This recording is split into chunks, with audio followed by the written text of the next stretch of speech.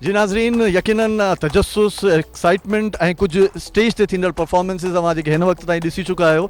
असांजी गुफ़्तगू जो सिलसिलो जारी आहे ऐं मूंखे हिन वक़्तु ख़ुशी आहे त असां सां गॾु हिन साथ में मौजूदु आहिनि अॼु हिन सॼी तक़रीब खे, हिन सॼे इवेंट खे सजाइण लाइ, ख़ासि तौर ते स्पोर्ट्स जे हवाले सां, स्पोर्ट्स जी सरगर्मियुनि जे हवाले सां, उन जी अहमियत खे सम्झंदे हिन इवेंट खे इनकाद कंदड़ ऑर्गेनाइज़िंग कमेटी जे साईं असांजो सरबराह आहिनि आगा ज़फ़रुल्लाह दुरानी साहिबु। उन्हनि खे भलीकार चऊं था। अस्सलाम वालेकुम आगा साहिबु, ख़ुशि आहियो?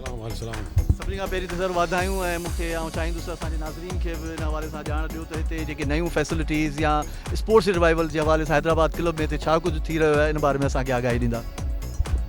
साईं, क्लब जो आउं तक़रीबन को 15 सालनि खां मेंबर आहियां, पर क्लब जी ॾाढी ख़स्ता हालत हुई जो हिते फैमिलियूं ऐं ॿार अचणु पसंदि कोन कंदा।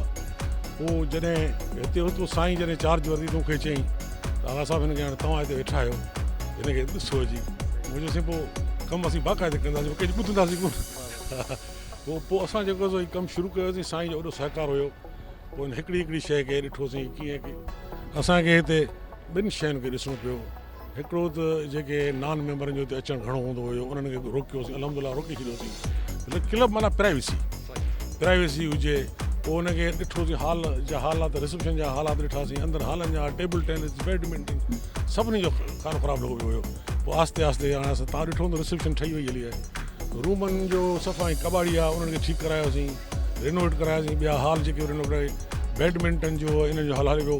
स्विमिंग पूल 4 सालनि खां बंदि पियो, उनखे ठीकु करायोसीं। अॼु उन हुयो त असां पाणी थधो थी वियो आहे ऐं उहो क्लोरीन आहे, ॿाहिरि स्विमिंग पूल बिल्कुलु तयारु आहे। इन करे असां चऊं था त इहो रिवाइवल थियो आहे। अञा अल्हम्दुलिल्लाह सभु कोशिशि कंदासीं, साईं सां गॾिजी अञा बहितरु थींदो ऐं तव्हां अञा वधीक मुबारक सां गॾु ईंदा।